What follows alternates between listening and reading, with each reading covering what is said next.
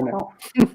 No, that person, he shall not be named, will not be joining us here tonight. Voldemort. Lounge 279, the Padres edition. We got Charlie, we got Marcus, we got Stacken, we got me. We're all here together. You got the Clear American? Clear American, our sponsors. We need to add, I'll be right back. I got to add some grade up to this. Great job. Get Greenway post football career going up here. Shirts, what do we got there, Charlie? What do we got? I'm doing laundry today. This is a Mario Kart t-shirt I'm wearing. Very good. Very good. Apparently, Stacken says he's watching the Oscars. I haven't really watched, I guess the Grammys and the Oscars would be the two big ones. Can't say that I've spent any time intentionally watching either in my life. Any reason you've ever watched any of those? I watched the go ahead. It's been a while since I've watched any of them. I do know. I think I've seen more of the movies up for Best Picture this year than in many other years, just by happenstance. Granted, two of them are on Netflix, so it's very easy to be like, "Oh, I guess I can just watch this on Netflix then." Yeah. Well, I mean, one of them. I mean, I guess The Irishman's 7.5 hours long, so, and that's only a slight exaggeration. Mm-hmm. Marcus. I watched the Grammys one year because our friend of the program, David Schottenkirk, was going to send me messages about what was happening during the show, whether I watched or not. So I did duck in and see what was happening. I saw two. I think there's 10 Best Picture nominees, right, or 8. I don't know. I did see 2 of them this year, and similarly, like Charlie said, which ones? I saw Marriage Story because that is on Netflix, and that's a pretty depressing watch. And then not a happy movie. It's not a happy movie. And then I saw Ford versus Ferrari. I debated going to 1917, which very well might win Best Picture tonight, but I got cold feet this week and didn't get that done. So seeing 3 of the Best Picture nominees would have been a personal record, I think, for me. Which one did you see, Charlie? See that one and one other one? I've seen a fair amount. I've seen the 2 on Netflix, which were Marriage Story and The Irishman. I saw The Joker, which is even more depressing than Marriage Story is. 1917, Ford versus Ferrari, and Once Upon a Time in Hollywood. Whoa! What's your pick? Now, I think 2 of those where I was in Aberdeen and had a day off and didn't have anything to do. So I was like, all right, well, I guess I'm going to go do this then. Which one would you pick? Probably either Once Upon a Time in Hollywood or 1917. Stack, are you watching this, the Oscars by choice here or what? Yes, by choice. Really? Because I didn't want to watch Northwestern and Rutgers on That's the Big what I'm Ten watching Network. right now. I never watched the Big Ten Network, and we got a Donnybrook great Rutgers comeback maybe here. Do we? Good. I got 1917 winning the Best Picture here, and I did not see a single film. I saw Once Upon a Time in Hollywood, and I enjoyed that quite a bit. So. But that had Leo in it, right? So automatically disqualified. But if anyone sees it, you should know ahead of time that they try to make it like in just one take without cutting. And I think there's like tricks they do where they cut, but you can't tell. But it's just basically one shot following these 2 guys around during World War I, like real time. For like 2 hours? Yeah, basically, yeah. There you go. Awesome. Yeah, I read about that too. That they make it seem like it's a one shot. It's obviously spliced, at different points, and they do a pretty good job of not letting the viewer pick that up. But yeah, it's pretty interesting how they shot it. There you go.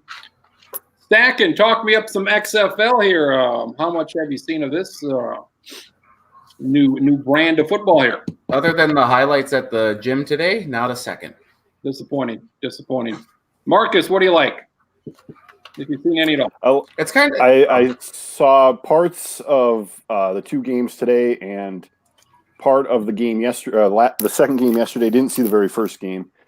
I don't know. I like a lot of it. I mean, the gameplay is different, so not awesome. I mean, we know what kind of quality of players there are. I mean, Philip Nelson, the former Gopher, quarterbacking today. That wasn't the plan. They're supposed to have Landry Jones for Dallas, but I like the 3 options to go for it on after touchdowns from the 2, the 5, and the 10, I think. And then the kickoff thing is interesting to watch. And I also like the timing thing at the end, where basically they're stopping the clock after every play and then starting it after a brief pause. In this game, the last game, Dallas and St. Louis, it kind of kept things interesting, and the teams only having 2 timeouts is an interesting element as well. So I think if you're a hardcore football fan, there's enough there. I can't say I'm going to watch every game every week, but I did happen to catch 3 of the 4 games this week, and it seems interesting. This is going to be a very bad joke here, but there's a reason why it's called the XFL. You never see an X and whether that be an ex-girlfriend, an ex-boyfriend, whatever, and so that's why I will not watch the XFL. What a deal. Hi-yo. Well, the X is for extreme, so, I mean, come on. Oh, okay. All right. I will say, I only saw part of one game yesterday. The best thing is it seemed like when they reviewed things, maybe this is just happenstance, but it only took them like 12 seconds to review stuff. So I don't know if it's always going to be that fast, but it was nice that it was not a 5.5-minute review. And then the other thing is that maybe I just have worse memories of the original incarnation of the XFL. And I didn't see any of the AAF last year because it was so short, but it seems like the XFL is better this year than it was the first time. Maybe that's just an overly negative opinion of the first one. I don't remember, but clearly it's not the NFL, but it's at least like, oh, hey, this is actually something that isn't awful, where the original XFL was incredibly painful to watch. I do miss the coin toss where they dove for the ball, though. They need that. They need to bring that back. That was pretty sweet. That was the only good thing about the original XFL. That's right. It felt like a wrestling version of football. Yep. And this seems like a minor league version of football. It seems better. It seems like the goal is to keep the games closer because you've got the 2 and the 3-point conversion, and you can literally be down 18 points in the fourth quarter and still be a 2-score game. They've got cameras and they're interviewing guys during the games, which is whatever. And your buddy Pat McAfee Stacking was on the game tonight. Oh, good. Was he? Okay. He was good. He's always good. He's good at everything. He said that the XFL is what this country needs right now, which I don't know. I don't know if Vince was feeding him that line or what the deal was, but that was a little heavy. But yeah, other than that, I thought he was fine. There's cameras in the replay booth. You can hear what's going on there. So I think there's going to be things, however long this lasts, there's going to be things I think that the NFL takes from this. I think that this will be. The instant interviews on the sidelines, especially like after a player screws up, which I would have zero interest in being the sideline reporter being like, you just missed that 40-yard field goal 5 seconds ago. What happened? But I wouldn't be surprised if that's something, like Creighton said, if that's something 2 years from now we see the NFL being like, well, you guys were up 1 with a minute left and you just fumbled the game away possibly. What happened on that play there? And I also think that the longer the league is around, the more pressure there will be on the NFL to adopt some of those things, because it's just, if it's not going away, then it does become a little bit more of a competitor. By no means are they on the same level, but that will be interesting to keep an eye on. They're going to stick around, I think, for at least a couple of years. Vince McMahon's got the money, and he's going to lose a lot of it. Some words. $70 million he's got earmarked for this thing for a couple of years, so he wants this thing to last, and I think it will. And if he can last long enough to get a TV contract worth $100 million or a couple $100 million or whatever, then in the end I think it'll be worth it and it'll be around. And if it becomes a viable minor league for the NFL, which is something I think they need, then I think it's a pretty good idea. So we'll have to wait and see. Apparently, Dallas is the favorite to win the whole thing.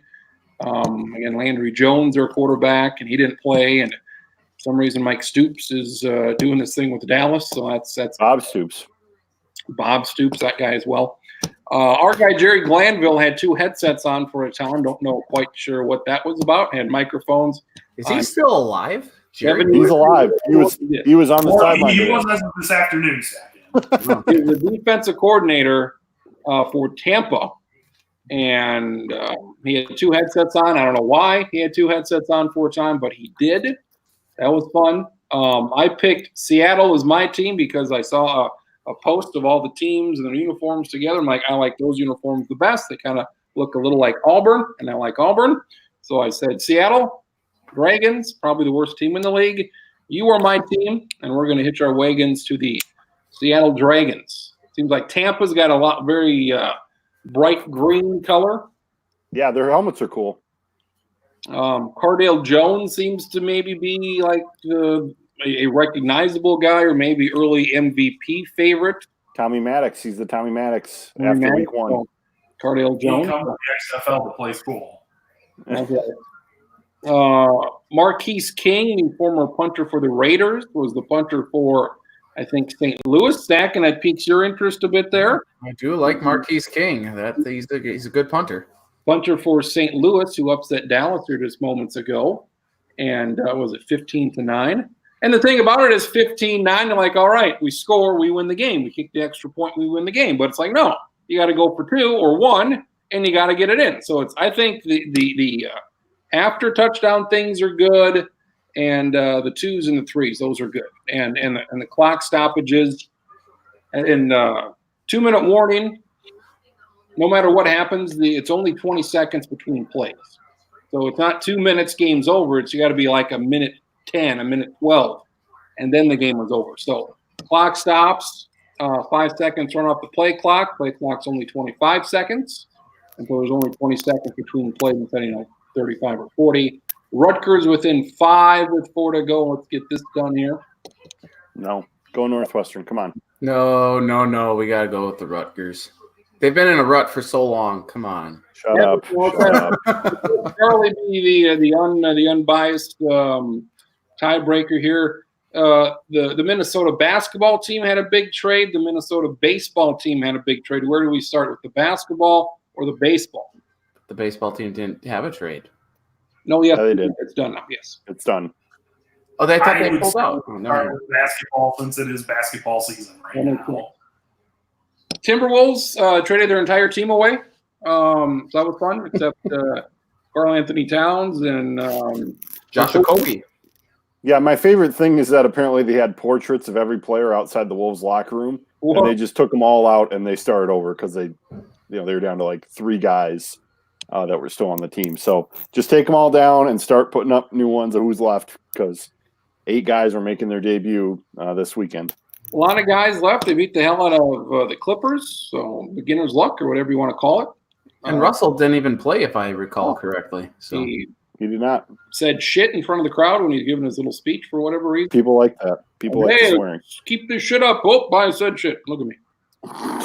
So they're having a terrible year. They got off to a good start, and they've been garbage since. So, I mean, stacking. I mean, you can't do any worse. They got D'Angelo Russell, and this is the guy they kind of wanted all along, and now we kind of build around him. And they had a great first game without him, so can't get any worse from here. They're having a terrible year. Let's keep it up. Yeah. Terrible year. Under 35 and a half. Let's go. It's going to be cash beer fairly soon.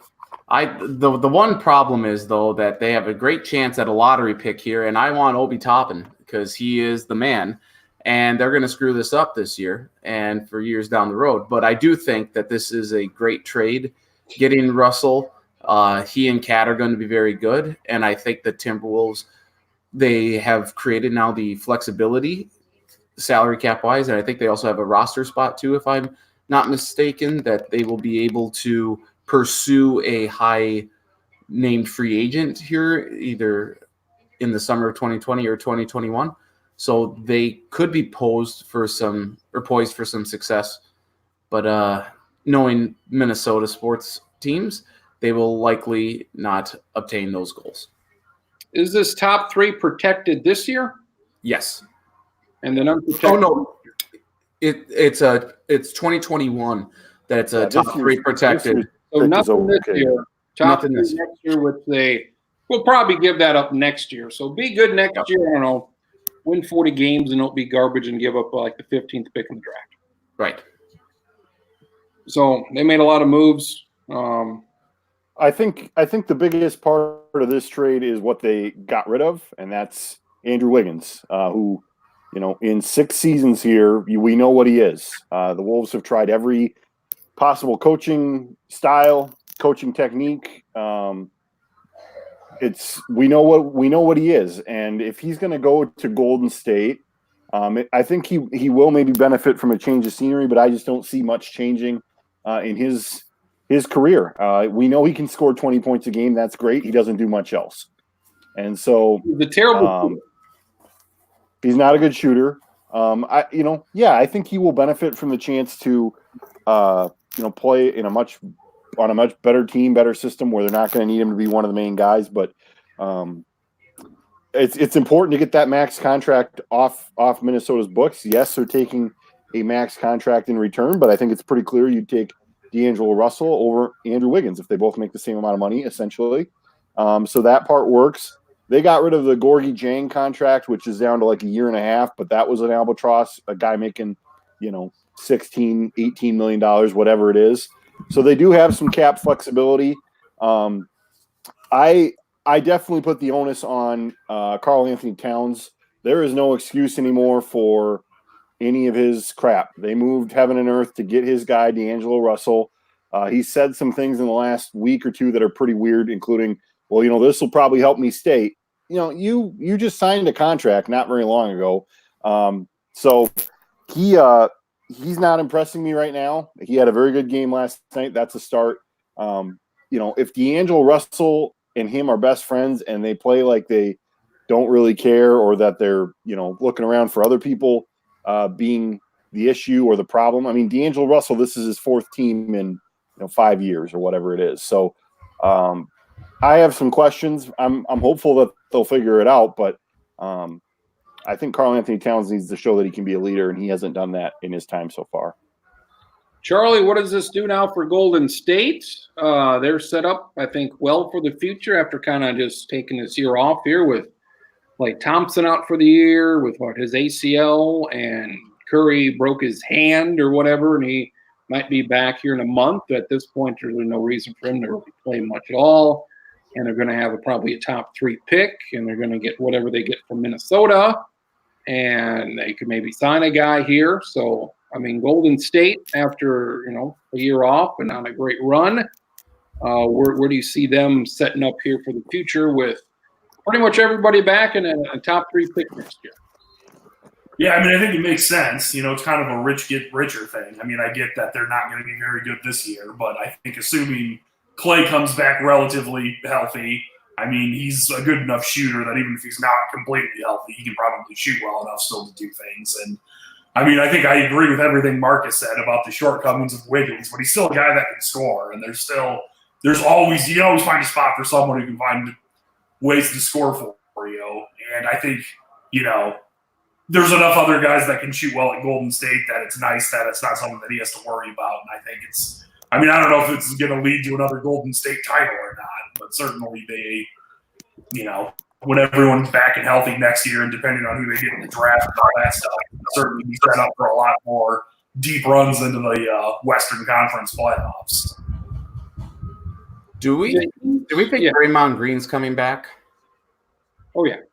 You think? Yeah. Okay. I think what's interesting to think about here, too, is that, Golden State has one of the worst records in the league.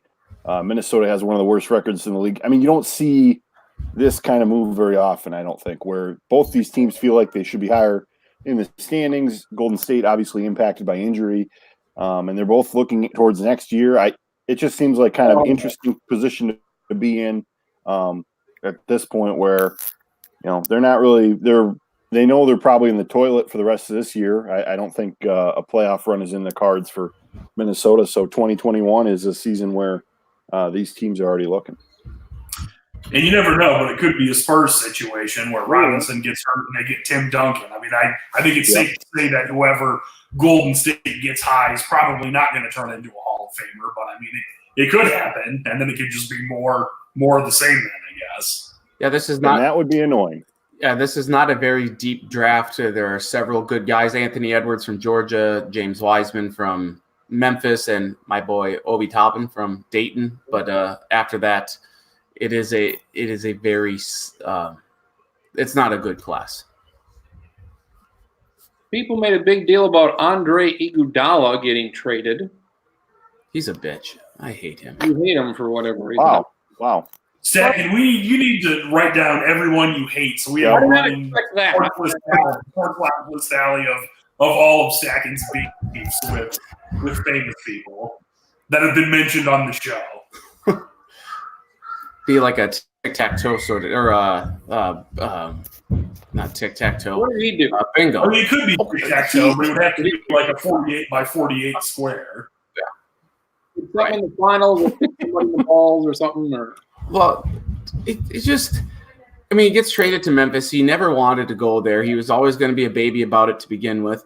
And just, I mean, Memphis is. oh, Rutgers made the comeback. They're tied with a minute to go. What a fucking deal! What a fucking. I hate college basketball sometimes. This is great. This is fun.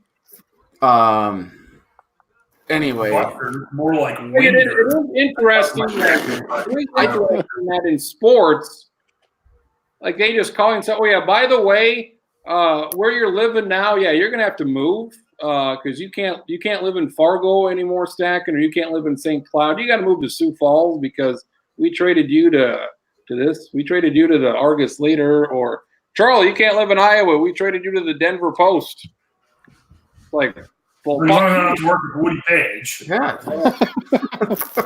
it's like, what a deal. Like Kenta Maeda, a week before things get going here, like, oh, by the way, yeah, you're not with the Dodgers. You got to live in Minneapolis now for like 4 years. Bruzdar Gratterall, you're going to report to spring training, but you're going to do it 3 miles down the road from where you typically do it. No. Wait, nope. Now you got to go all the way to Arizona because you're going to a different team. So What a deal. So, like, I'm fine with Iguodala. I mean, he's, a guy that's 36, and I'm sure he's got a couple rings, and I'm sure he wants to be in a good team. Like Memphis, I really like Memphis. They got a bunch of young, exciting guys, and if they would wear their old uniforms every time, they might be my favorite team. So I really like them. But, like, he's 36. He doesn't have a lot of tread on the tire, so if he wants to sit out and say, all right, trade me to the Lakers or the Clippers or the Heat or somebody that's gonna make a run here, like, I'm okay with that. yeah. So what is the part that you're not on board with? He doesn't like that he sat out and said, I'm not playing with Memphis. So. Yeah, you got traded. Oh, yeah. You got to play. Like, Yeah, I don't care. I spent exactly 0 minutes thinking about Andre Iguodala before he got traded, and then he got 2-year, $30 million extension. So That was a bit as far much. as I mean, that's a lot of money, but good for him, I guess. Whatever. So some trades. It was pretty active trade deadline. The top teams really didn't do anything. So Twins also, they have done a trade. It is done now pretty much for the most part again. So I was in Pierre. I was going to the bathroom. I got a call from a guy in Nashville. He said, the Twins are trading for David Price. Like, excuse me? Yeah, I'm listening to the radio. David Price. Really? Well, that certainly is something. So I went to the bathroom, and I had my long drive home, and I called Marcus, and I said, Marcus, what is going on here? And then he said some things are going on, and then you said that Brewster Gratterall is getting traded for Kenta Maeda. And then I asked, what else are we getting besides Kenta Maeda? He says, well, I don't know. And that ended up being the trade. And the Red Sox were bitches, so now they get the Dodgers get the good pitcher, and the Twins get a decent guy in Kenta Maeda. And $10 million. I mean, he's basically for free. He's making 12.5. He's got a few incentives. He might make closer to 15 or 20 million in this deal. But Well, he apparently if he just has an unbelievable year, he could make like $13 million this year. let's hope that happens. Let's hope that happens because that's still a pretty good deal. So, Just for clarification on Krinz's story, I assume that the way this is being told, and I'm going to always assume this way now, is that Krinz was in the middle of peeing and midstream stopped to pick up his phone. And then when he heard the story, he said, okay, and then hung up and finished. I was about to enter the restroom when my phone rang, and I picked it up. And I think I proceeded just to go about my business as I was talking to this individual. I need to know like why this guy had to call you though. Like, does he call you about baseball stuff all the time? Guys. Okay. He's like probably close to 50. You got Okay. like 3 kids. Rutgers with a 3 in and out. Where we got a tie game here with 20 seconds to go. What station do you have? Like what cable provider? I got YouTube TV. Oh, okay. That also makes has- sense. Well, don't tell me. I'm a little behind here. So if I mean, Dish is normally behind, so I'm surprised I'm ahead of you. we got a time out here. Thankfully, like 10 seconds to go. So, yeah, he called. We were in a fantasy baseball league. He told me about this fantasy baseball league he was in when I was down there. I'm like, I got to get into this league because this is just very intricate and it's very good. So He this called, is from your Tennessee State days. This is a Tennessee State contact. Okay. Yeah. So he's like 50 or so, 3 kids and whatever. So we talk baseball and stuff. So he called me, and I was surprised at the deal. Stacking, from what you know, what are your assessments of getting rid of a top 5 prospect for the Twins, top 100 overall for a solid guy, a good pitcher, a number 3 or 4 starter? I never like giving up a top prospect. So I would hope Maheda is the real deal here, and he's obviously going to be a solid starter for this lineup. He immediately bolsters the starting rotation because the Twins didn't really have a starting rotation outside of Barrios and Odorizzi. So this is very helpful. I just hope that it is worth trading a top prospect. And I don't know necessarily how you measure that, but maybe beating the measure it with time. maybe by beating the Yankees once in the playoffs would be a good measurement. But I guess if this guy is as good as what you said it was, I mean, you sent me the ERA and stuff, and he's very good. He's very solid, and so I think it's great. But I still giving up a high prospect is something that I'm always a little leery of. Like I like that his numbers and Zach Wheeler's numbers were about the same. And everybody was losing their shit about Zach Wheeler. All right, 2-1, get his shot off. Great little offensive set there, Northwestern. Great little bullshit shot at the end for overtime. Charlie, your White Sox made some moves, so they're on the come. Maybe Cleveland's coming down, so the White Sox maybe threatened the Twins here in a year or two. I like that the Twins, for one, I can't remember ever them giving up a top prospect. Some of them have worked out, most of them haven't. So I guess I'm excited that they finally gave up a guy, wanted maybe somebody a little bit better than who they received. But I like that they're going for it. They're adding a solid guy. They're giving up a prospect who might be good in a few years for somebody that we know who's pretty decent right now. So I like that. I think the thing I come back to with prospects, and the Twins right now, their farm system is pretty solid. It's not amazing, but they've got some guys that are down there that kind of it's certainly better than it was 3 or 4 years ago. If you looked at Gratterall and you acknowledge that they think he's a reliever and he's not a starter, I think it's a little easier to swallow this particular deal. And yeah, he throws 102, and the Twins haven't had anybody like that, especially homegrown. So that part is difficult to settle with. But I think Maeda sort of fits into the rotation. I think in some ways I agree with Stack in that you could put almost any solid starter in there and you'd live with it. And Maeda fits there. I think he probably would have been a top 8, top 10 guy on the free agent market this year. So that's good. Like you said, it compares well to Wheeler. I would say if we take this offseason on its whole, their bullpen is going to be pretty solid. That's why I think they probably feel okay letting go of Gratterall. They signed Josh Donaldson, which I mean we have not had this not had a show like this since that's happened, and that's we want to talk about things the Twins have not done. That's one of those things where you spend a lot of money on one guy who you think offensively can do some damage. So that's cool. I give the offseason like a B+, I give it an A- type thing. Yeah, I mean this and I think our guy Dick Mountain will be hopefully by midseason will be a guy who can step in and do some damage. So I'm cool with it. I'm cool, and I like the Maeda part of it. I like that Boston's not getting Gratterall now, so it's cool. It's cool. That's good. Charlie, Boston threw a fit here because they didn't want the Twins pitcher because I have no idea why. I still don't know why they don't want it. Medical issues or whatever. He had Tommy John like 3-4 years ago. I don't know if they were not aware of that or I don't know what their holdup was. It's strange to me, but then now the Dodgers get the Twins prospect and the Red Sox don't. So I don't for that I don't understand the Red Sox here at all. Like they could have accepted them and said they get nothing. So I don't understand. They're just freaking out about that Hulu commercial. They think Tom Brady's going to retire and they don't know what they're going to do going forward now.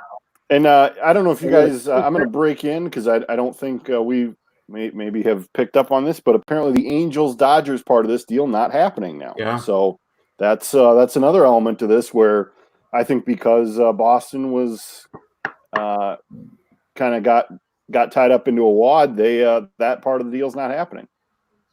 I think the Dodgers come out big winners here, and I would say absolutely. Aside and I think Boston is sending a considerable amount of money to help pay for Price and half of it. Yeah, it's a lot. So that part's cool, and they deserve it for their cheating.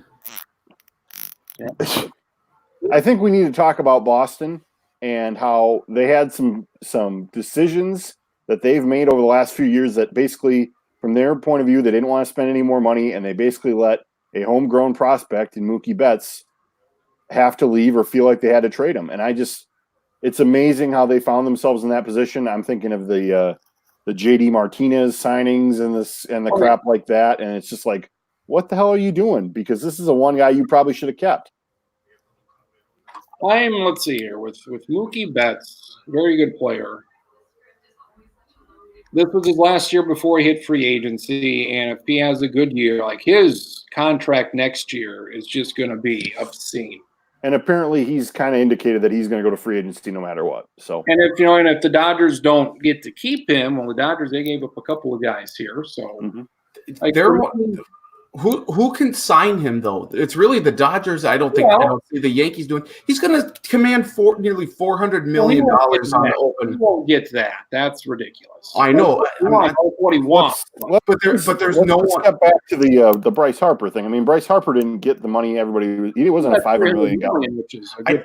I'm just saying. I don't see which team.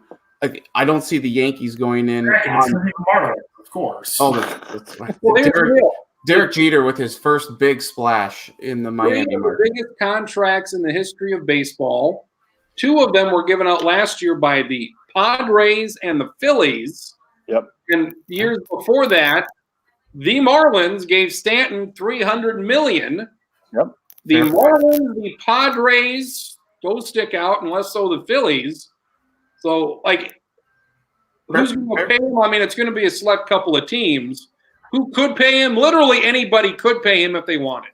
Because these owners are rich as fuck. If you want to pay somebody $350 million for 10 years, every owner can do that, and it's not, chicken scratch or pocket change for them. But who will? Like, who knows? We'll see. So he'll command whatever he'll command. Like Manny Machado for that money, no thank you. Bryce Harper for that money, no thank you. They're just some question I feel like I should know, but don't. Does Ted Turner still own the Braves? No. Well, never mind then. So it won't be Ted Turner that pays for it. You said that, and I had a minute where I'm like, is Ted Turner still alive? And honestly, I think he is, but I don't even know that. He's still alive, but yeah, it's I think he's got maybe Parkinson's or something. Yeah. The David Price deal was 7 years, $217 million. And we're 4 years into that. It's been a disaster. The Chris Sale deal right now, not looking great. Like they give him, it starts this year, 5 years, $145 million. Yeah. And they signed him even after he was kind of like, well, Rutgers up 4, that's good. Where Chris Sale was kind of like, well, he may not be what he was. He may, never be what he was. JD Martinez, he's performed, so I'm okay with that. They gave Xander Bogaerts $120 million for 6 years. He's good. Nathan Eovaldi, which I just thought was ridiculous, got 4 years, nearly $70 million because he took the fucking 4 innings in the World Series a couple years ago. So I mean, there are a lot of big deals here. Eovaldi probably the least money wise, but just I wouldn't have signed him. Just dumb. They still owe Dustin Pedroia $25 million. He's never going to play again. So a lot of money. I don't expect Boston to all of a sudden be this team that doesn't sign anybody. I think next year, like they literally got rid of like $60 million worth of contracts this week in 2 guys.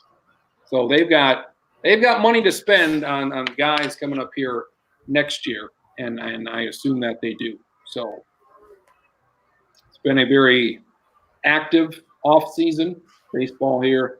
A week or so away from getting things going, 2 months or less than 2 months from actual things that matter. So Rutgers up 1. All right. Well, and Josh Donaldson, that was I was calling a basketball game that one too. So expect Twins news to go down on our network. So maybe you should maybe start working more often, like for basketball games and stuff, and the Twins will do more good signs. Just never take breaks, friends. Just roam the United States, searching for pickup games just to broadcast nationally hopes of positive Twins news. Yeah, the D3 game in Florida, you need some help with that. Big time. Oof.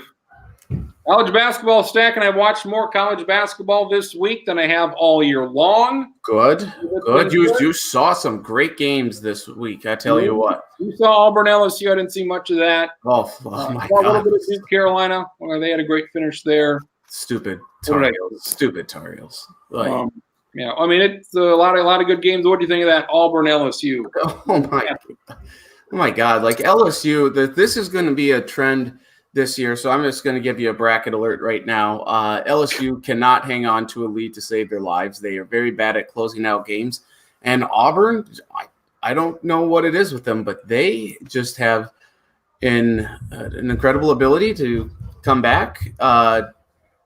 They have.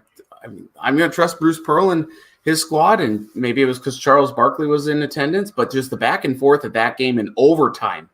Because Auburn came back, I think, from like 10 down with under 2 minutes left. It was they made a lot of threes in the final minute and stuff. It was great.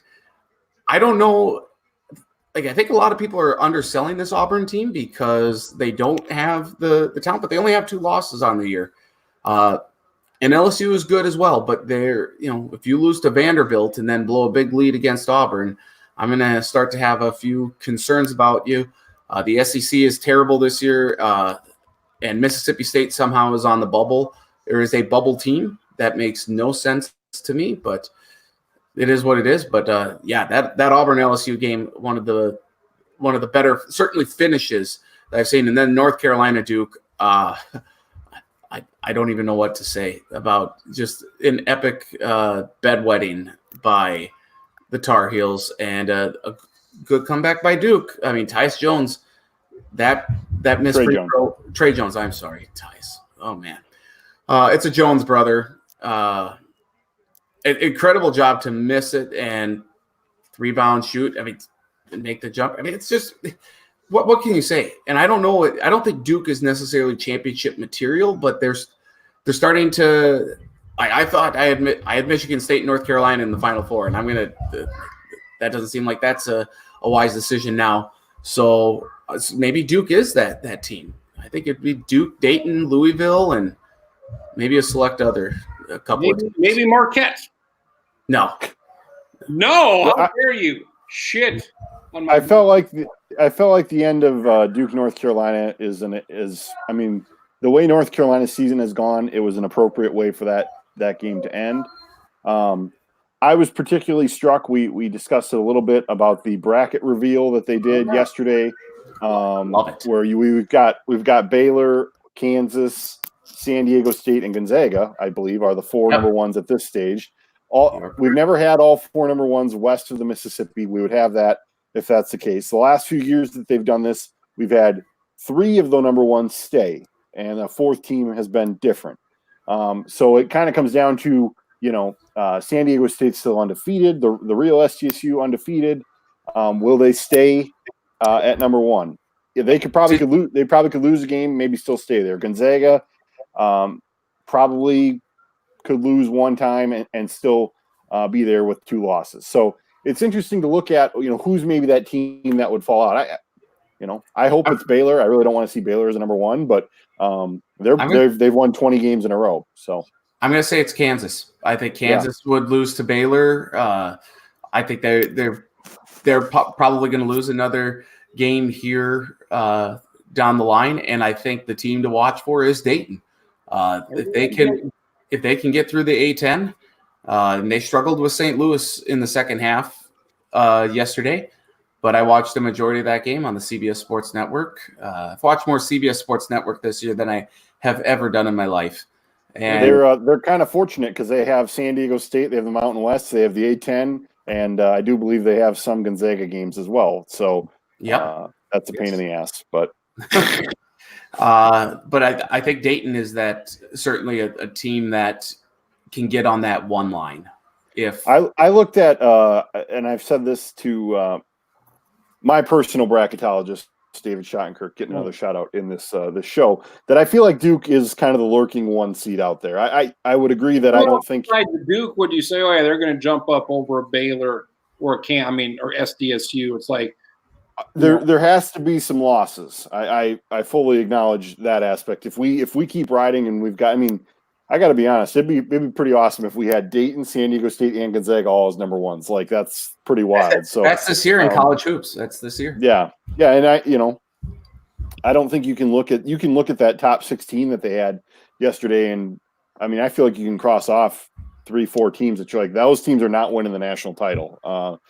For whatever reason you might personally have. So it's going to be a weird year in college basketball. Exciting tournament, hopefully.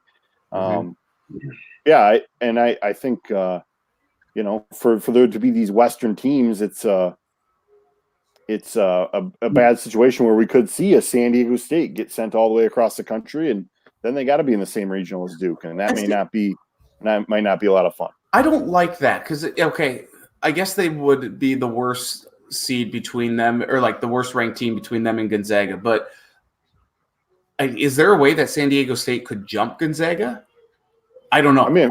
If they keep winning, if they're undefeated going into the tournament, I wouldn't necessarily say that's impossible. But the team that's lurking for the 1 seed outside of what I would say Dayton and Duke would be Seton Hall. They just went on the road and beat. I am. Romero Gill is fantastic, big man. I love Miles Powell. They just beat Villanova on the road. They had a bad loss last week against a red hot Xavier team, I believe. But Seton Hall would be the one team. The Big East is probably the second best conference this year outside of the Big Ten. And if they can go through the rest of conference play with just that one loss and then win the Big East, I think Seton Hall's got a great argument for a 1 seed. Charlie, you know who SDSU reminds me of? Who's that? UNLV from the early 90s? I'm going to go St. Joe's from about 15 years ago. That's the correct comparison. St. Joe's from like 04, 05 with Jameer Nelson and I can't even remember. The one other guy who played for the Celtics, I can't even remember his name now. Delonte West, who's having overtime living at the moment. Like, how serious are you going to take San Diego State, especially if they've got to play, a Duke in the Elite Eight, or even if they're 30-0 or 32-0 going into the deal? Like, San Diego State's going to be that one because they haven't really played anybody. They don't. I will take them seriously until they play that game against until they get to the second weekend, and then at that point, I'm probably not gonna take them any further. At least Dayton beat Kansas or came close to beating Kansas. Like Dayton has 2 losses on neutral courts to Colorado and Kansas. They played some teams. Like San Diego State just hasn't played anybody yet, like that tippy top.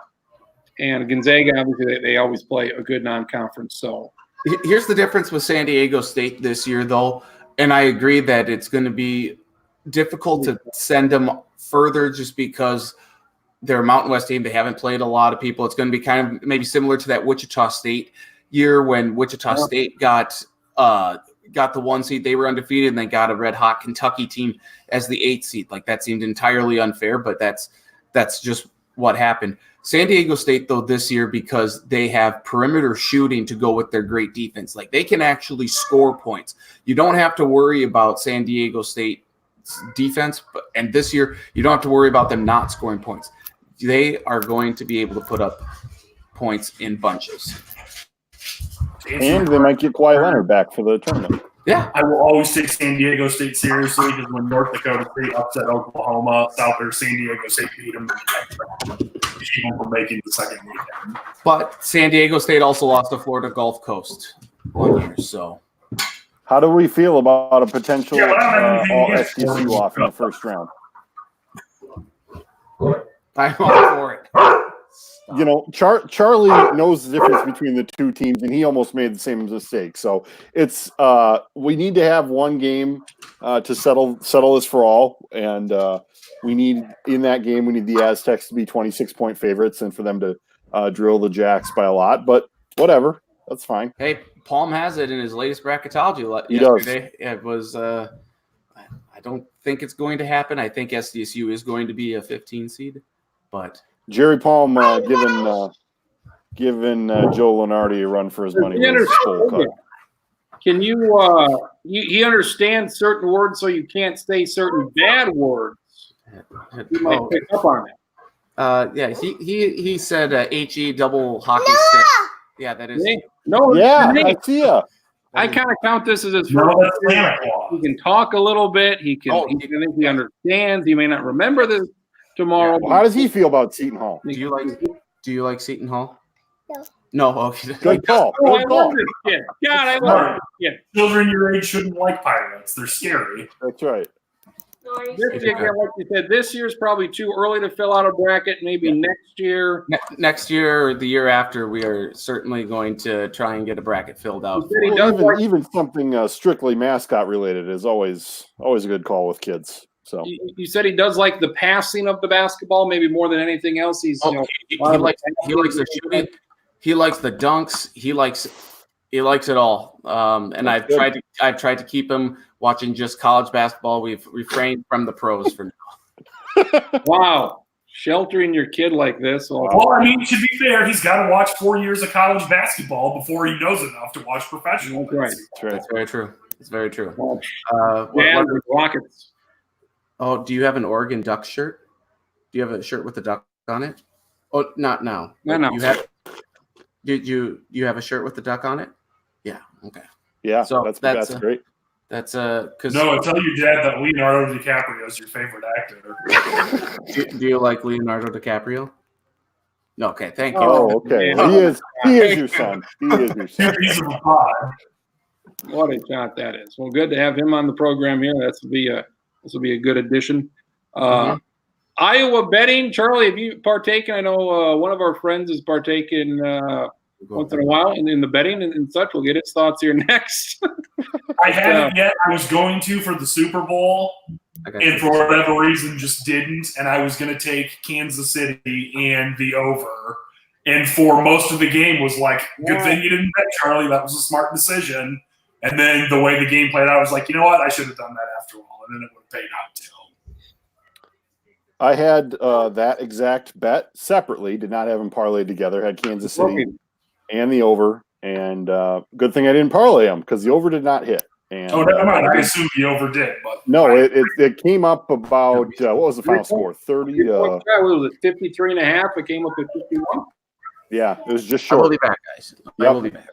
And so yeah, but I was driving back from the game and listening to the radio, which you guys would be stunned on sports radio. They were talking about the Super Bowl, but apparently the all-time bad beat was the over/under for Mahomes rushing yards because he took 3 knees at the end of the game and lost like 12 yards. So he was way over on rushing yards and ended up missing it by like 3 because of the knees at the end. yeah, he took the college style kneel where it was like in the shotgun and he took three yards back and then took the knee. And it's like, oh, that's not good for whoever had that. So you've been there, Marcus. I haven't. I will someday, probably this year, I would assume.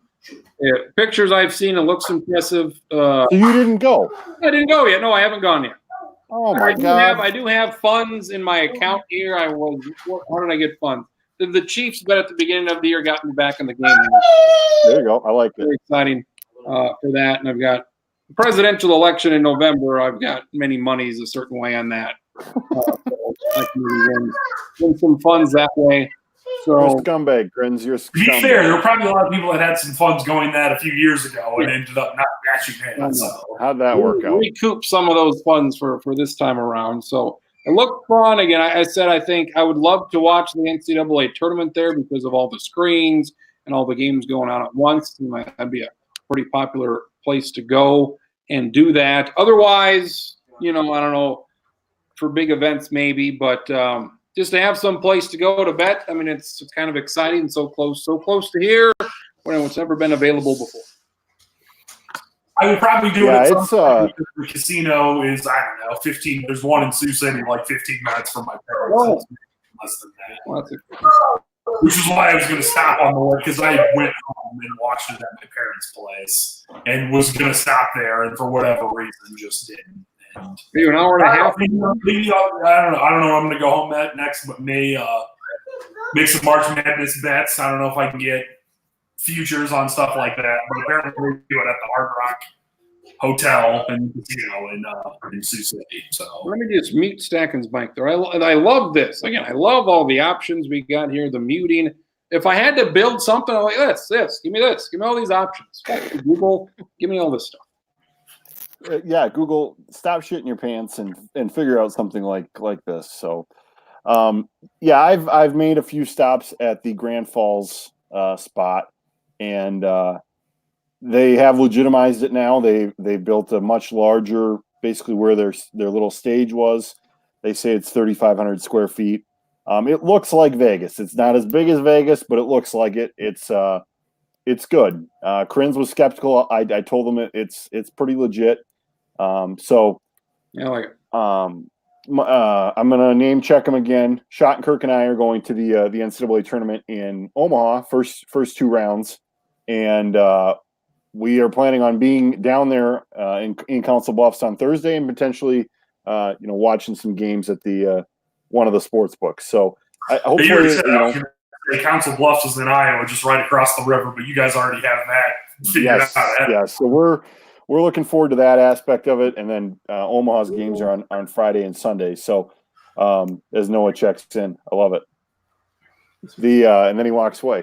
It is one of those things where, I mean, they're not shy about the fact that South Dakota and Minnesota are a big part of their clientele, and that tax money is not going to the states where those people live there. And I know that Krins and I are watching relatively closely the South Dakota legislation got through committee last week. I don't expect that to be on the ballot this year. That's just me.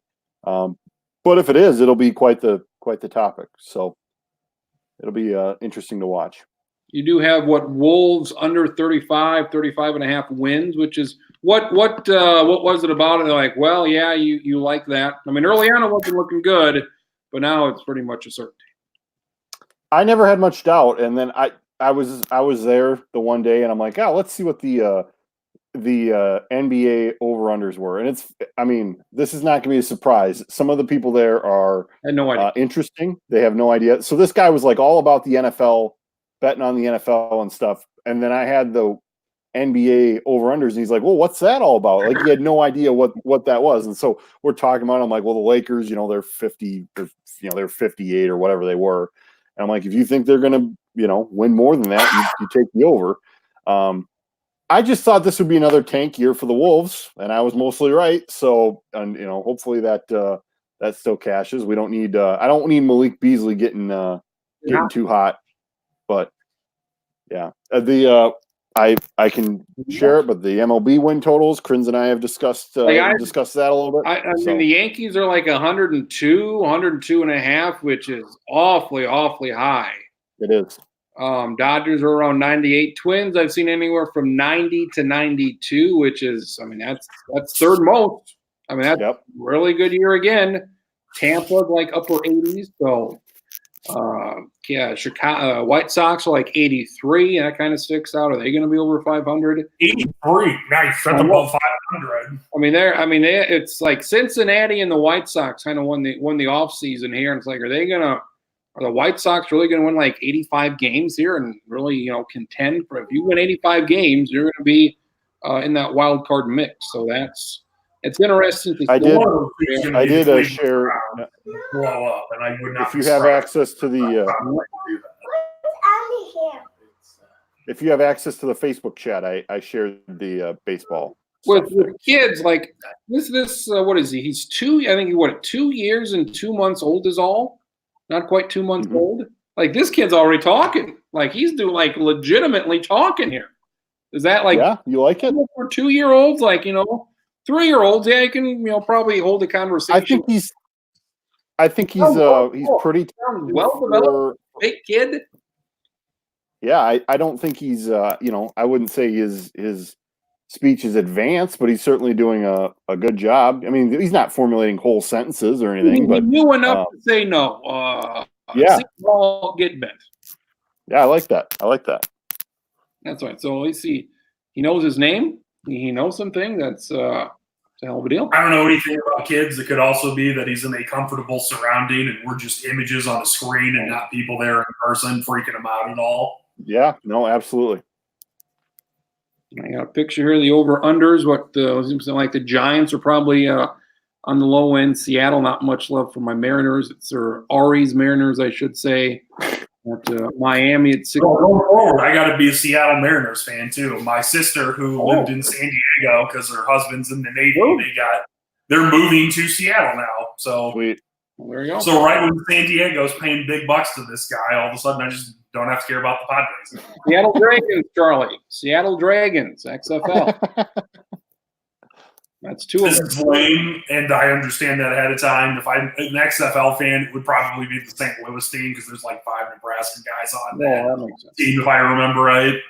I was kind of looking for something, but there wasn't anything like, is there any SDSU guys or anybody I've ever heard of who I care about? Like, not too much. Not too much. There's like 1 or 2 SDSU guys, right? There's one SDSU guy with Solik.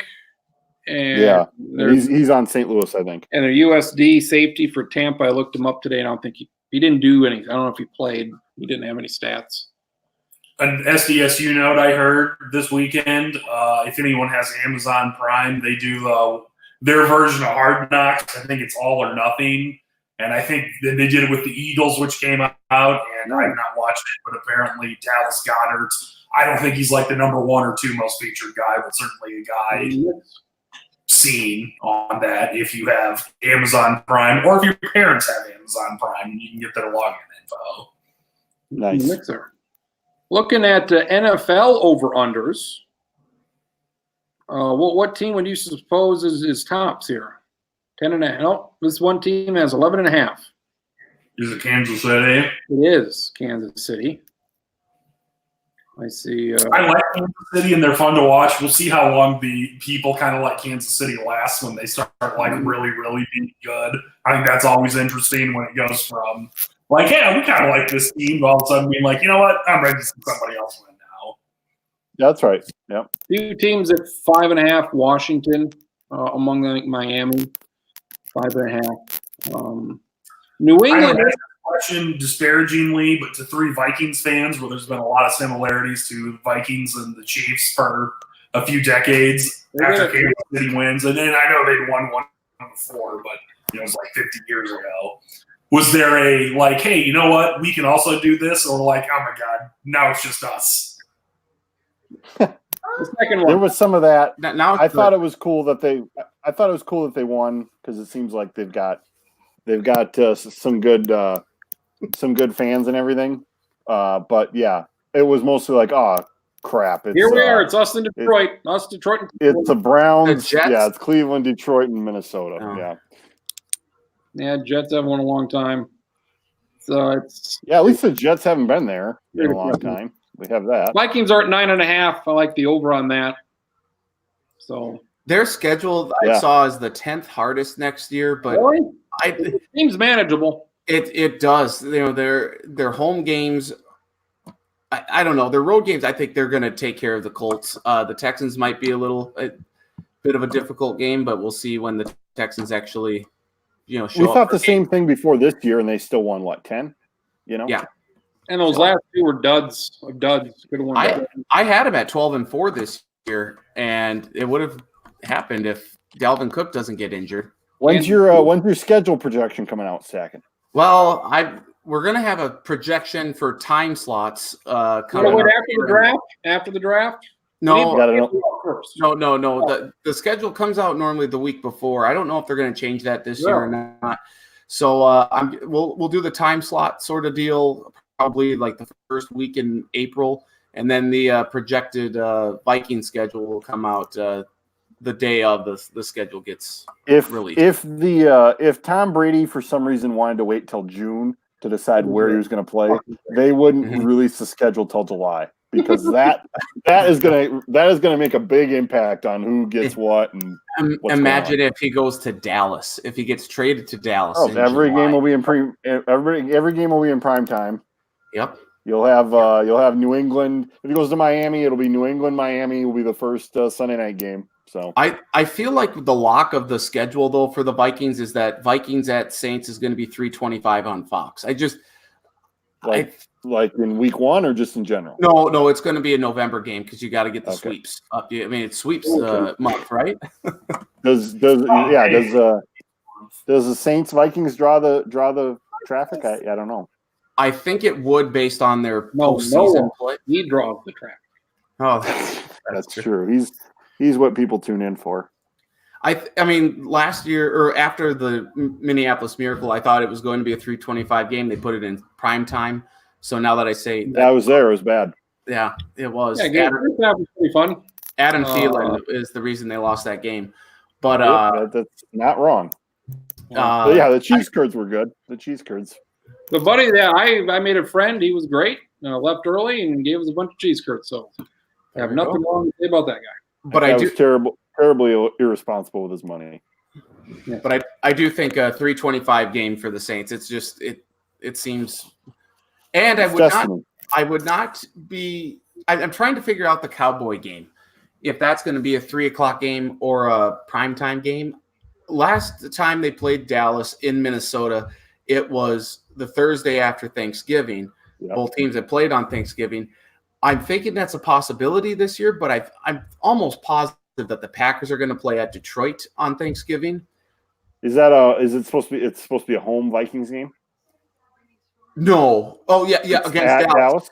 No. Yeah, it is. It is a home Vikings game. I feel like the Vikings are due to play on the road on a Thursday because we haven't, aside from the Thanksgiving a couple times, we have not had like the Thursday night game on the road. It was like what? It was supposed to be like Eagles Vikings last year on Thanksgiving. That was the It big was. Yeah. I mean, the Thursday night football. Well, can we figure out? Let's not do Falcons Saints for the third year in a row, please. Yes. My Yeah. God. It won't happen. I'm thinking it's going to be either Packers. Let's say that the Texans get the Lions game on Thanksgiving. Then I think it's going to be Vikings at Packers. That's the prediction. But Very interesting. all year is that like nobody knows when the schedule is going to come out. They like kind of know the week of it, but like we don't know. They're like, It could be tomorrow. It might be Wednesday. Could be Thursday too. And this is like on Monday. It's like, well, I don't know. And then ESPN we got 3 hours devoted to it. Right. yeah. the draft the draft is a week earlier this year for some reason. It's April 23rd in Vegas. So the schedule most likely will come out the 16th, that Thursday before. But there is certainly a possibility that they could wait until the Thursday after, should something happen in the draft that would cause you to really want to tune into a particular team for a rookie. I can't believe we've spent 5 minutes actually talking about this.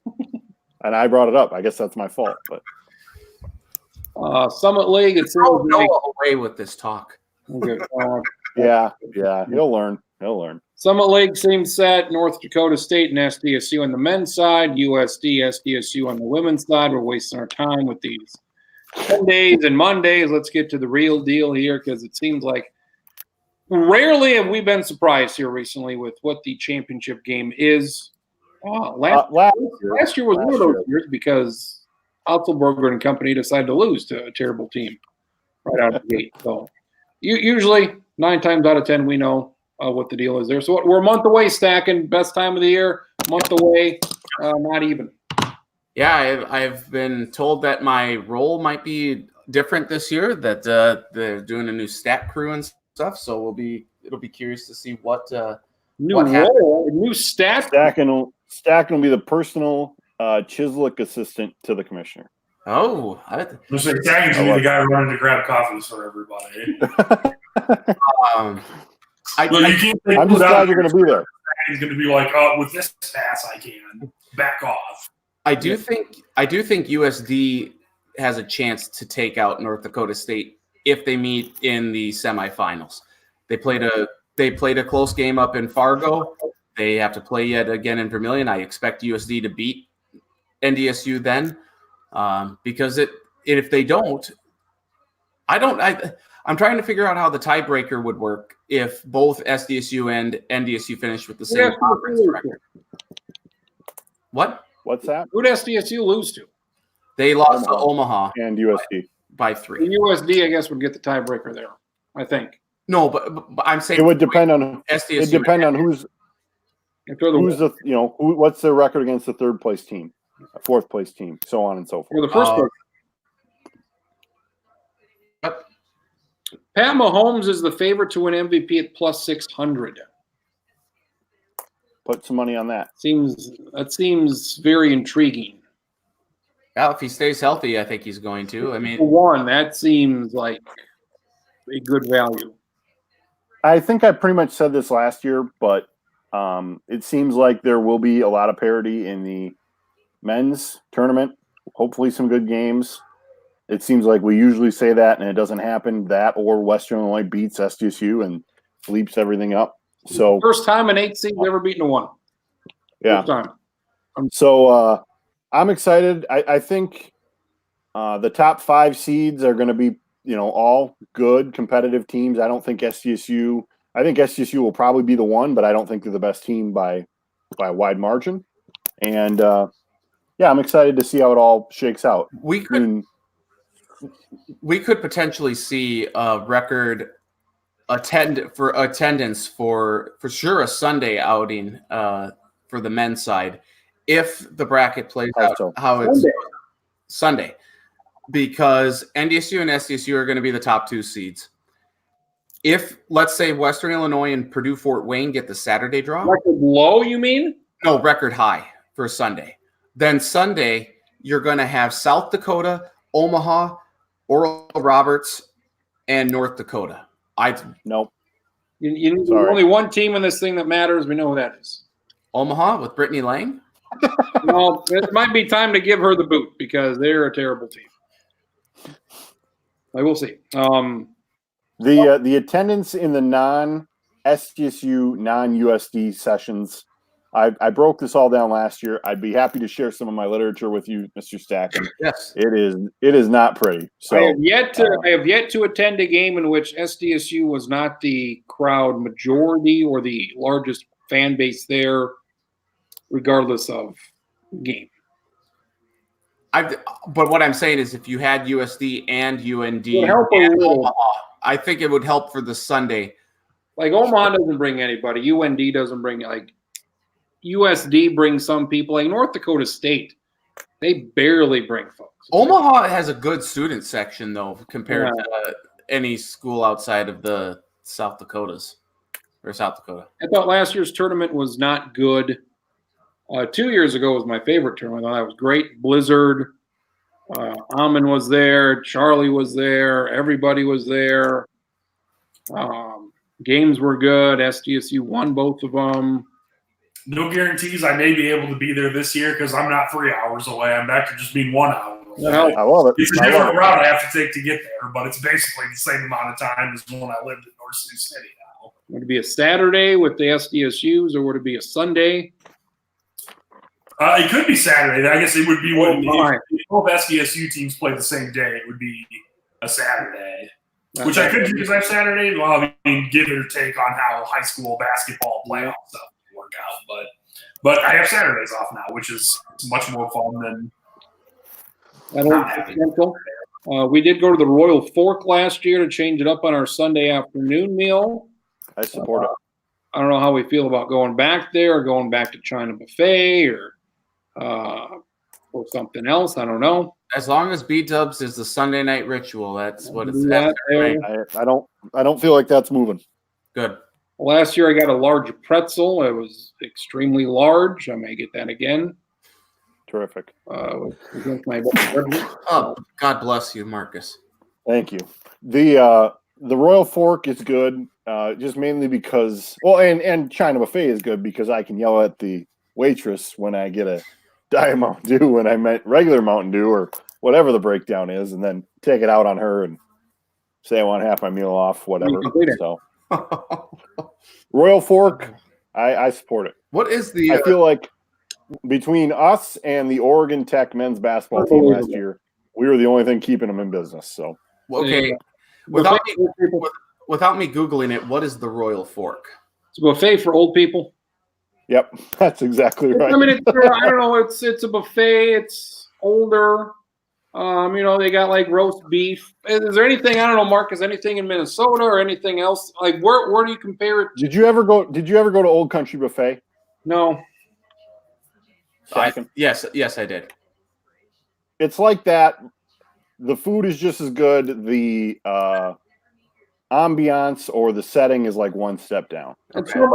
You feel like you're stepping in. At least I do, because I went there as a kid. I feel like I'm stepping into 1996. That's exactly right. Have you ever eaten at a Bonanza or a Honda Steakhouse? Have not eaten at a Bonanza since I was like probably 6 or 7. Comparable. That's comparable to a Bonanza. Okay. I would say yes. I love Bonanza. It's nostalgic for me. Yeah. And, there's one in St. Cloud, so we've gone to One it. everywhere. We'll be going to it again. Charlie, have you ever been to the Royal Fork? I don't think I've been there, but from what it sounds like, I've been to other similar type places, and I would probably enjoy the Royal Fork. There's something in Sioux Falls once called the Coyote Canyon. I was on 41st Street. That sounds like a strip club. No, it was like a buffet type thing with meats and such. So I was there once. My grandpa was a big fan. he knows what's good. He does. The food place or the strip club? the food place. Both. So we may have to do a Royal Fork. We'll have to see on that. So anything. It all depends on the matchups and whether or not stacking can get free. I'm not. That Sunday is going to be a struggle for me, folks. That might be show up late to the first game, leave early from the second, and go from there. Go to Royal Fork. Oh, okay. Well, yeah. I mean, you gotta do what you gotta do. As long as you're at B-dubs at 10:40. Oh yeah, we'll be. That's always part of the plan. Hopefully, it's like Omaha and Fort Wayne at fucking 11:45 at night, and this is very well for our Purdue Fort Wayne squad. So we could be down to just one Purdue Fort Wayne in the tournament, and they're going to get bounced right away because the men are awful. Yeah. Bring your tissues and such for your Chris Paul signs and say. And then, do we think Western Illinois is going to get the boot here soon too, or are they going to go down to D2 or D3? I can't. I doubt it, but if we're bringing in Kansas City, may as well keep Western Illinois. I like having their shitty gym in the league. I think that's cool. We're hot and heavy in the basketball. It's a good time of the year with the high school and the college and whatever else. Anything else? Stacking. I'm sure I have something here that I could reference, but nope, I think you covered it. Let's see. Marcus. Second, if your guy Leo wins an Oscar for Best Actor, what are you going to do? Is that going to put him above Stan Kroenke on your hate list? No, my hatred level for Leonardo has dropped significantly. I don't like him, but let's just say the venom is being spewed in other directions right now. We're glad to hear it. Good. I'd like Marcus. to shout out the Mitchell Colonel boys basketball team. Hey, they're good. They're not 4 bad wins anymore. in a row. They are no longer total trash. So Pleasure to watch. they beat my personal over-under for the season, 3.5 wins. And good job. Did you get that at the local South Dakota sports betting establishment there? Oh, We did we did not. I set my own line on that. No action was taken. I feel like there's a market for high school. I was going to say it seems like that's a very untapped market. Could you have done that in Iowa? We'll take that one off air. How's that sound? All right, fair enough. You could, not legally, but Not you legally. find someone. Yeah. Or would we would be still waiting for the results to see if that one? I mean, if you want to, I can give you some over-unders on West Sioux basketball. There you go. They'll be waiting on a court date sometime in July. Charlie, some recruiting news from your neck of the woods. You gave us the whiff of this. What did you see? Well, it turns out that I talked to the sports editor, and apparently, like, this girl, I mean, I don't know all the details about it. I mean, clearly you can verbally commit to some school if you're 6 years old.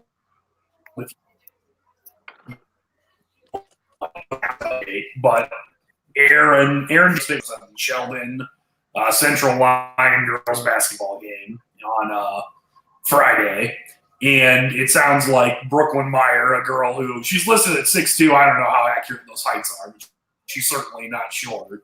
Is a sophomore for Central Lyon or West Lyon. I keep saying Central Lyon. It's West Lyon.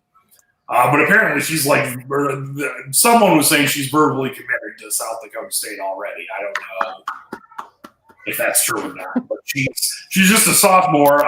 We have different schools we cover. I don't specifically cover West Lyon. That's the other guy. But I don't know. She averages as a sophomore, I don't know, like 18 points and 10 rebounds or something already. So in theory, she'll probably get better. And she's already good. There you go. She's a sophomore, you said? She's a sophomore. I did think of one thing here. I don't know if any of you have been paying attention to the Virginia Tech Hokies struggles in the transfer portal this year, but Coach Fuente has said that anyone who enters the transfer portal is not welcomed back, and that has been met with a lot of criticism. I am not sure how. I get where he's coming from, but I think it's also a bad stance by the coach to have 18 players in the transfer portal after this season. I think that speaks to something more with him. And so I don't know. What are your thoughts on the stance of if you enter the transfer portal, you are not welcomed back to the program, even if you elect not to go anywhere else? Well, I guess I don't have a hard and fast stance on it because I agree with what you're saying. You know, if there's that many guys in there, there's probably a reason for it. But at the same time, these are young men, kids that are known to change their mind. And so I don't have a problem if they turn around. The Gophers had a cornerback who did that. He said he was going to be in the transfer portal. He turned around, he's coming back. So, you know, I think this transfer portal thing, I had a discussion with somebody at our paper saying, like, we should try to write and define, you know, what exactly does that mean? And we were talking more so about smaller schools like Dakota Wesleyan and these schools that, you know, kids will say, well, yeah, I'm looking to transfer, or, you know, coaches are looking to pick up the transfer portal. What the hell does that mean to an NAIA school? I have no idea. You know, isn't everybody sort of fair game? The one thing I saw Virginia Tech related is that The Athletic broke down some of the more underwhelming recruiting classes of this particular cycle. They obviously threw USC in there. They put Virginia Tech in there. They were not impressed with what they've done this year. So I think the seat is a little hot on Justin Fuente to begin with. Yep. And they're a team to keep an eye on here going forward. Yep. It was a sub note, but they had Minnesota on there as well because they expected more to be done in the recruiting class this year. And a lot of people in the comments pointed out, don't you usually get a bump in the next year's recruiting class when you have a really big year? So, you know, in the interest of transparency, if Stacken's team's going to be listed on there, I better point out that my team was on there as well. So they also, and I just want to get a plug in for this. They had an interesting story where they re-ranked the recruiting classes from 4 or 5 years ago, and Minnesota was like 7th because they've turned all these unsung hero guys into good players. So that goes to show of, if you go back and you look at the class of 2016 and you reevaluate, you see who can really coach and who's just riding the stars, so to speak. Yep. And on the other end of the spectrum, that would be 2016. So after the 2015 season, Mike Riley at Nebraska, who gets all these 4 stars who either don't show up to campus in the first place or transfer 5 weeks after practice starts. So it's like, great, you got all these 4 stars, but half of them didn't even make it through the first season. So does that speak more though to society in general, where it's like, oh, you're being too hard on me? Like, are the kids just not tough enough? Like, oh, I'm not getting my way, so I need to leave. Like, I don't know if that's part of. I didn't really, something like that. I mean, it's like anything. There's probably some of that, but also, I mean, some leave for valid reasons. Right. Oh, and that's fine. It's just, if this is I'm not getting playing time that you promised me and blah, blah, blah. If you're a quarterback, you're like, well, shit, I'm not going to play for a couple of years, right? I may as well leave. Like our guy, Joe Burrow. Yep. And numerous other guys were like, oh, shit, I came here to play, and I'm going to be stuck here for a couple of years, nothing to do. Or bring in some freshman that's better than you. And it's just like, not only would I have to wait, but I've got eligibility than this guy. But don't you look at that, like when you're signing your letter of intent, like if you are a freshman and stuff and you haven't played in a couple of years, based on how he's like Alabama and Clemson and Georgia and Ohio State recruit, that they don't. That a lot of kids don't look at that stuff, or they think the Bills can be better, and some of them are, and some of them are not. Charlie's point is the exact scenario we're talking about, where if you're in a program for a second or third year and you're Ohio State, where they're bringing in or Alabama, bringing in a 5-star guy every year, there's a good chance you're going to get passed up. And I had somewhere I was going to go with that, but or somebody else transfers to that school and jumps you. It's like, well, shit. Yeah. I didn't know Justin Fields was going to be here. Right. What I was going to say is that the Big Ten this week has been talking about putting forward sort of the one free transfer rule, which I think is a good idea. That first one is without penalty, and then if you want to transfer after that, it's going to cost you the 1 year like it would in any other situation. I believe it's anywhere, but I guess I didn't read it super close. But yeah, it's basically that would be the rule they're proposing to the NCAA to make that a national thing. So I like that. Sports Lounge 279. We'll probably do one here before the Summit League tournament. If not, then we'll have our annual Summit League tournament get together. We may be limited on guest stars this year, it sounds like, but I'll wait and see. We always pull something out, There's somebody there. So, all right. For Charlie, for Marcus, for Stacken, for Noah, for everybody, for Boots.